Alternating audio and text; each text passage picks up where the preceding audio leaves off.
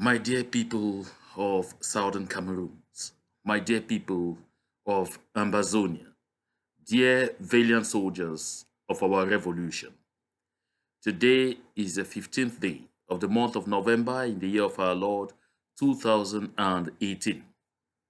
Today, I come to talk about a very important issue concerning the conference, the so-called All Anglophone 3 conference, so All Anglophone Conference 3, that the Christian Cardinal Tumi and some members of the Southern Cameroons community intend to hold in Biya.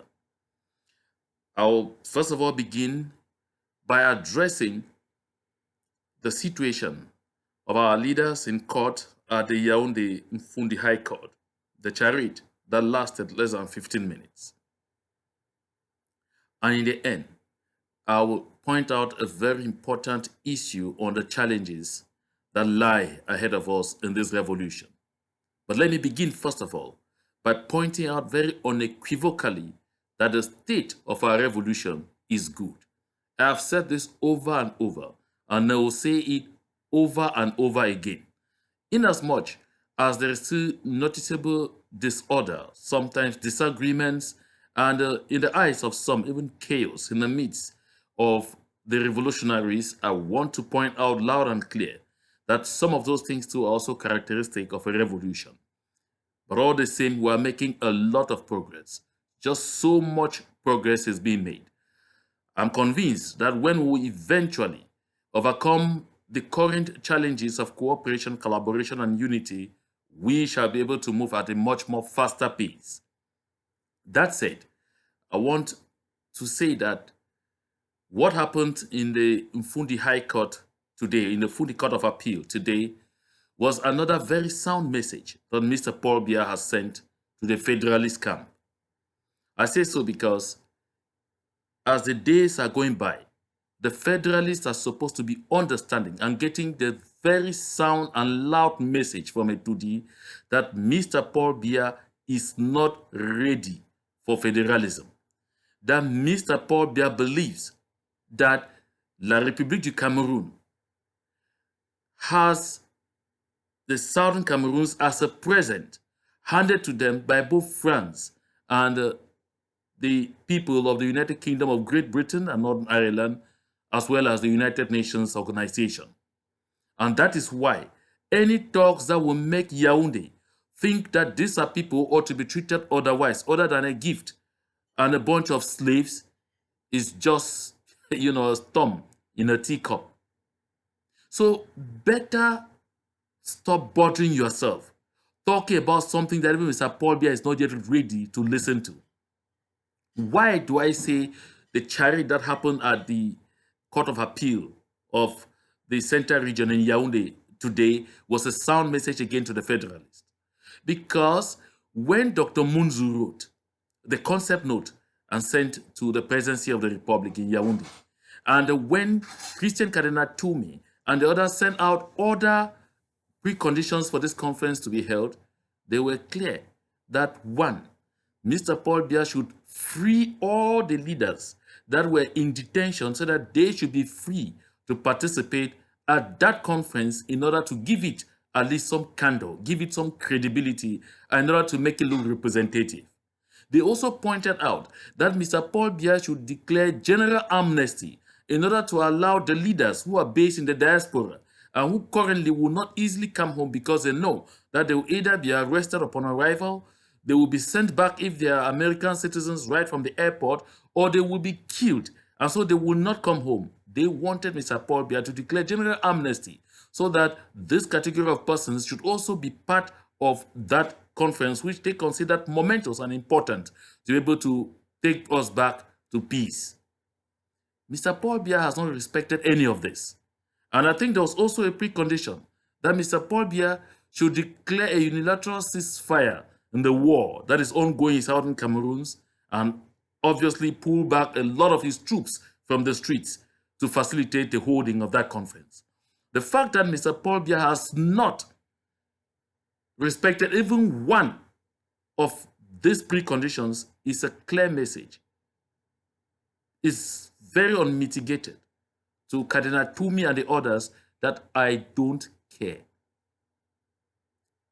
Now, the SCNC, the Consortium, SCAPO, Republic of Ambazonia, the Southern Cameroon's Youth League, that's how it was called then, and other very strong organizations had indicated very, very triumphantly and always, the AGC, that as it stands, the people of Southern Cameroons were not a conquered people.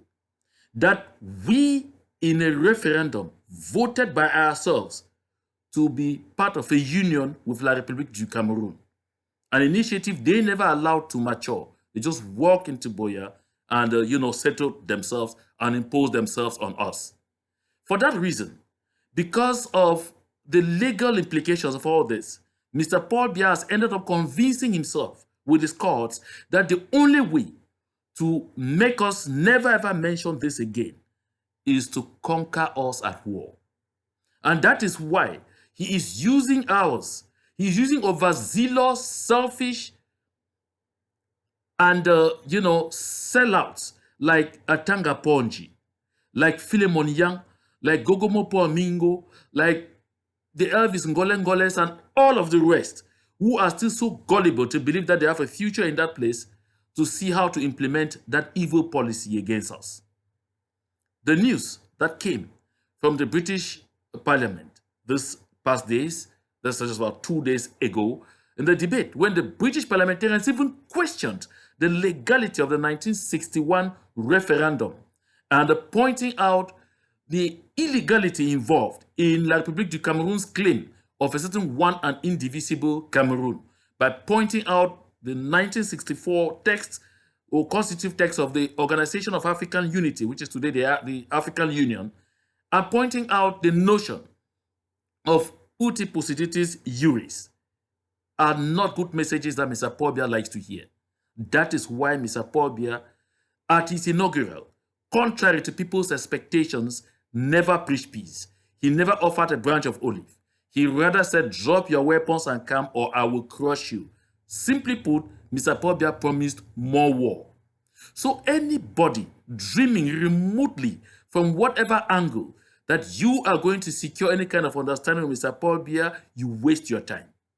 And so to this effect, I'm just going to tell all those who want to put their lives at risk going to attend a conference, call it an Anglophone conference in Biya, Cardinal Tumi and the others, it is a waste of time. Because one, the premise from which Cardinal Tumi and the other organizers went was that it has to be an all-inclusive conference. But now that Mr. Paul Biya has already punctured their desires by making sure the leaders who are in prison cannot attend, by making sure those who are based in the diaspora cannot attend. So what is left is an empty shell. So de facto, that conference has been declared, to all intents, dead on arrival. Now, I want to hook up just a bit with what has been the arguments in the past 2 days concerning the call for a 5-day shutdown in Southern Cameroons in relation to that event. I want to say we have listened to the numerous calls from our people back on ground zero complaining that the 5 days are too much and all of those things. I will not dwell on it a lot because there are a lot of negotiations going on, a lot of discussions going on in the background to ensure that that situation is handled. And I just want to assure our people that we are all human beings. We are all Southern Cameroonians, conscious of our various difficulties, conscious of our sacrifices. And so even those who called for the 5-day shutdown, I don't think it was out of bad faith. I think it was just an ambition to see that we safeguard and protect the core intentions or the core purpose of this revolution. But all the same, those rules are made by people who can definitely come back to them. And I'm convinced that at the end of the day, we will come back to good sentiments and realize that the things could be done otherwise. And then regarding that particular conference, I personally, this is from John Bakuro, don't see any reason why we should even struggle to stop Cardinal Tumi and his group. Because whatever they are going to discuss, they already know that it's not going to have any substance because they have not succeeded in getting the kind of consensus in terms of attendance that they expected to have before getting into that conference. So they themselves would already realize at this point in time that whatever will be discussed in Biya is definitely not going to be binding on anyone. It can only come in as one other piece of literature that will be reviewed when we're talking about this revolution. So that said, I think they should allow them in the hands of Patrick Ekema Esunge, who vowed and swore that even if Mr. Paul Biya allowed that conference to hold, it would be over his dead body that that conference will be held in the city of Biya. So I am watching very keenly to see what Mr. Ekema Patrick Esunge is going to do to stop these people from holding that meeting, because evidently even his master, Mr. Paul Biya, has not given his go-ahead. He's doing everything to frustrate that meeting. And so there is nothing, absolutely nothing to bother about. There is nothing to write home about. We are in a democratic situation, and consequently, we should be able to allow people express themselves, say what they have to bring to the table. But I think by and large, they know that this will get to nowhere, because the message from the British House of Commons, from the British Parliament, I want to say, is a sound and clear one. It is unambiguous, it is unmitigated. There is no use talking about any kind of federalism, because, first of all, even the referendum of 1961 doesn't stand soundly on legal grounds. That is why I've always had the habit of going back to the statement made by the United States ambassador to the United Nations at the time, after the election in the United Nations General Assembly on the 21st of April 1961, election at which the House of where the United Nations overwhelmingly voted in favor of the independence of the Southern Cameroons. Ambassador Zablocki was clear and categorical. He said the United States of America was congratulating the people of Southern Cameroon on attaining self-determination.